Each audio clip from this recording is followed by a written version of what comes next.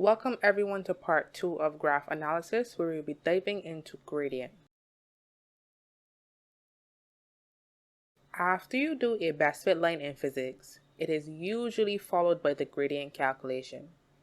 This gradient equation, which you should have seen in mathematics, represents the steepness of the line and is calculated by dividing the change in the y-axis values by the change in the x-axis values.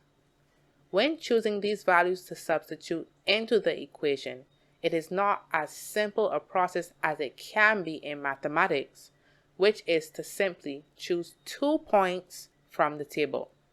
Remember, points in physics have errors, and that is why a best fit line was drawn.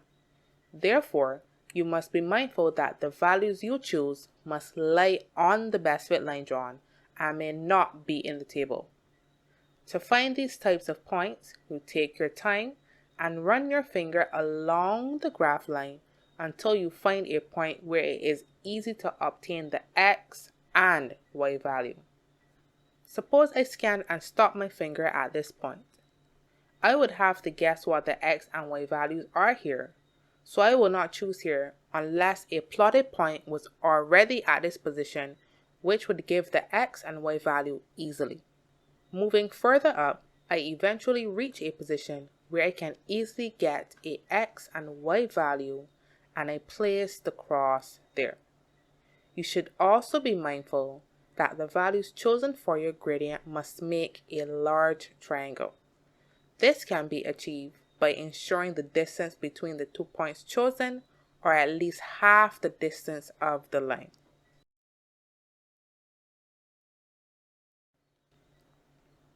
Applying this knowledge to a graph, which has all the initial steps completed correctly, these steps are a title above the graph, axes labeled with their quantity and unit, a scale on both axes which takes up adequate space on the graph paper, points plotted with crosses, and a best fit line drawn.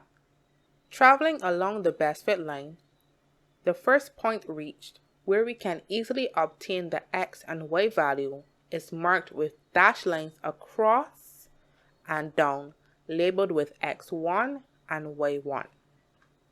The location is indicated by using an opposite key to what you would have plotted your points with.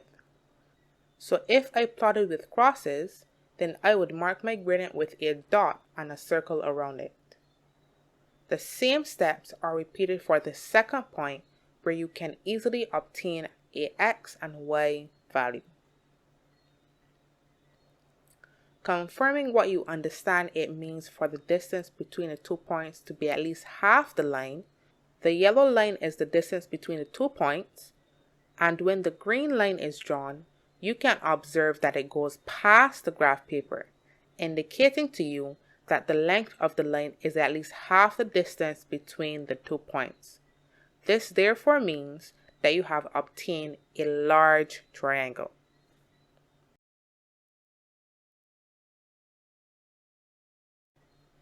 Using the knowledge from breaking down the scale, which was in the previous video, you are able to write down the values that you will use in the gradient equation. After writing down the values you obtain from the graph, you then substitute those values into the gradient equation and calculate the gradient value and its unit.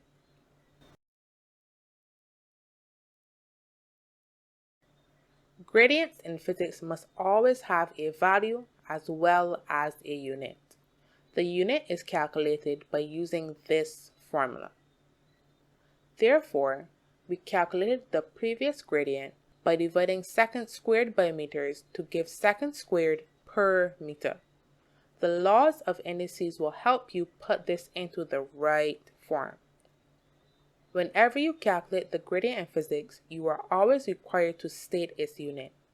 This is because units let you know what quantity is represented by that value. If you had a gradient unit of kilogram per meter cube, what quantity would it represent? It is density. You need to be able to link units to quantities as well as equations. After you calculate the gradient, you can also be asked to relate it to an equation. Recall that the gradient is calculated by change in y over change in x. This means that the y quantity is divided by the x quantity. For a graph of L versus t squared, it would be L over t squared. Now the equation you were asked to relate it to is the period equation for a pendulum. This is period equals 2 pi root L over G. It asks you to find G using a L over t squared gradient. However, the original equation only has t. Rearranging the equation to make G the subject gives G equals to 4 pi squared times L over t squared. And your gradient is L over t squared. So you now substitute m, which is the gradient, into that equation to give G equals to 4 pi squared times the gradient. Suppose the graph which was plotted is t squared versus L. Then the gradient would now be t squared over L. But G equals 4 pi squared times L over t squared.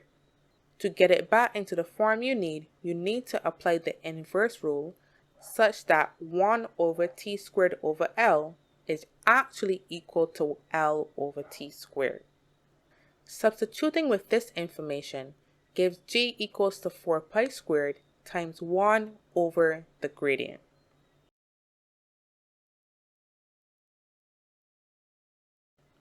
So far, you have been able to draw your graph and give it a best fit line, calculate the gradient and its unit, then relate that information to an equation.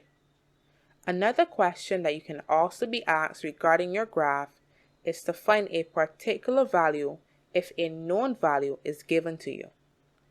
Looking at this question, we have period squared being plotted against length. And we want to find the value of the period if the length is 0.25 meters. To do this, you look at your length axis for 0.25 meters and draw a dashed line upwards until you cut the graph. From the graph line, you then draw a dashed line towards the y-axis. Where it cuts the y-axis is the value of the period squared for 0.25 meters, and you note it down. To find the period, you simply do the opposite of squaring, which is to square root the value. Also being mindful to apply it to its units as well.